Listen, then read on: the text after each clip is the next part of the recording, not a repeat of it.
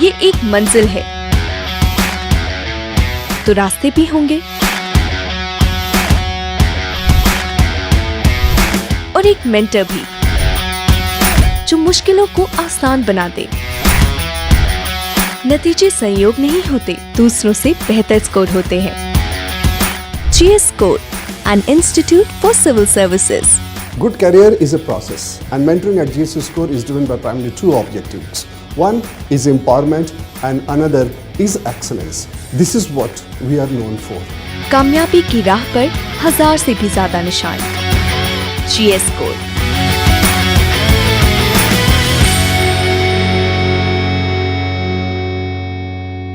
Hello friends, welcome to DKT. I am Akriti Sethi. I have got All India rank 249 this year in UPSC Civil Services exam. मेरा इस video को बनाने का purpose ये है कि I want to tell you what is the importance of previous year questions in mains. मेरा पिछले 5 अटेम्प्ट्स में प्रीलिम्स भी क्लियर नहीं हुआ था, बट छठे अटेम्प्ट में जब मैंने प्रीलिम्स क्लियर किया तो मेंस देते हुए बहुत सारे लोगों के क्वेश्चन मार्क्स थे कि लास्ट अटेम्प्ट है, मेंस देना है, होगा नहीं होगा कुछ पता नहीं है। बट मुझे पता था कि मेरा एग्ज़ाम अच्छा होगा। मुझे अपने मेंस पे हमेशा से कॉन्फिडेंस था। उस कॉन्फिडेंस का रीज़न ये नहीं था कि मैं जस्ट अपने ऊपर भरोसा कर रही थी, रीज़न ये था कि मैंने मेंस की तैयारी बहुत अच्छी की थी। अच्छे का मतलब ये था कि मैंने बहुत सारे आंसर्स ऑलरेडी प्रैक्टिस किए थे। मैंने अपने ऑप्शनल के प्रीवियस ईयर क्वेश्चंस पे बहुत ज़्यादा फोकस किया था। जीएस के प्रीवियस ईयर क्वेश्चंस बहुत अच्छे से प्रैक्टिस किए थे और एसेस भी प्रैक्टिस ऑलरेडी किए हुए थे। मैं इस बार से पहले भी 2 बार एक मेंस की टेस्ट सीरीज़ लिख चुकी थी एग्ज़ाम इन्वायरमेंट की तरह बैठ के, तो मुझे था कि मैं मेंस अच्छा कर लूँगी। जब मैं मेंस की तैयारी कर रही थी, the first and the most important thing that I realised is the previous year questions. जब भी कोई टॉपिक स्टार्ट करना होता है, बिकॉज लिमिटेड टाइम होता है, आपके पास सिर्फ 3 महीने हैं प्रीलिम्स और मेंस के बीच में पढ़ने के लिए।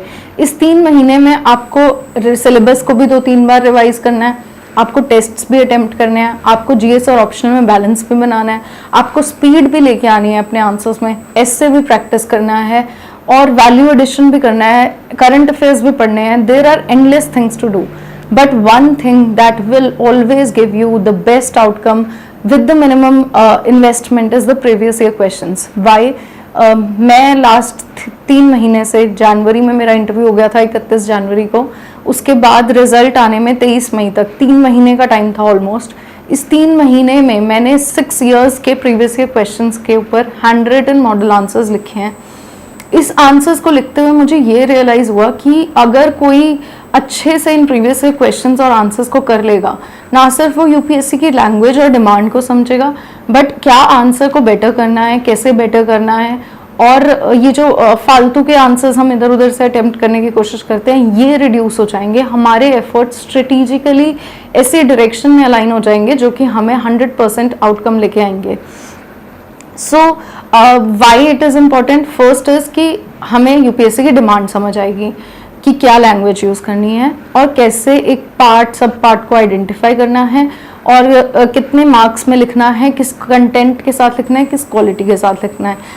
Second and the most important thing is कि आपको रेपिटेशन समझ आएगी। आपको ये समझ आएगा कि साइबर क्राइम पे क्वेश्चन लास्ट 4-5 साल से आ रहा है, फूड प्रोसेसिंग पे क्वेश्चन 4-5 साल से आ रहा है, जोग्राफिकल लोकेशंस ऑफ इंडस्ट्रीज़ की बात करें जीएस पेपर 1 में, तो same industries at times repeat हो जाती हैं।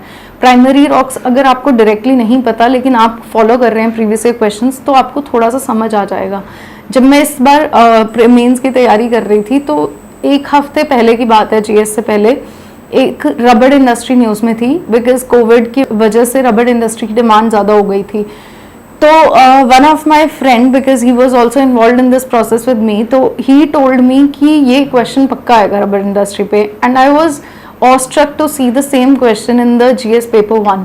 वाइल बहुत सारे लोग ऐसे थे जो कंफ्यूज हो गए थे कि रबड़ इंडस्ट्री पे क्वेश्चन कैसे आ गया, but it was in news, और ये तभी होगा जब हम प्रीवियस ईयर क्वेश्चन को देख के समझेंगे। Now again science and tech GS 3 exam, question on James Webb Space Telescope. I was reading the previous year question, तो मुझे कुछ ना कुछ एस्टिमेशन हो रही थी कि जो भी न्यूज़ में है वो पक्का आएगा. और James Webb Space Telescope, I prepared the notes as it is, and again that friend suggested me कि ये पेपर में क्वेश्चन आएगा, and the same question came in the paper. So I think ये जो एस्टिमेशन और assumption वाली चीज़ें हैं ना, कि रिपीटेशन हम देख के जो अज्यूम करते हैं कि एग्जाम में क्या आना है और क्या नहीं आना, it happens only with the previous year questions that we see. So इसी इम्पोर्टेंस और इसी लूप होल को समझते हुए, बिकॉज बहुत सारे इंस्टीट्यूट्स हैं जो प्रीवियस ईयर क्वेश्चंस के आंसर्स प्रोवाइड कर रहे हैं, but they are not in the format which is in the UPSC pattern. वो लाइंड पेजेस पे, मार्जिन पेजेस पे आपको नहीं होगा. They are not in the exact words, ना तो वो कभी कभी 150 वर्ड्स तक पहुंचते हैं, ना वो सब पार्ट्स को आइडेंटिफाई करते हैं. तो एक क्वालिटी आंसर हमें हमेशा कहीं नहीं मिलता. मेरा क्या होता था, जब भी कोई सोर्स उठा के पढ़ रही हूँ, for example I am reading society के अंदर भी आज मैंने सोचा है कि आज मैं रीजनलिज्म, सेक्युलरिज्म और कम्युनलिज्म पढ़ूंगी.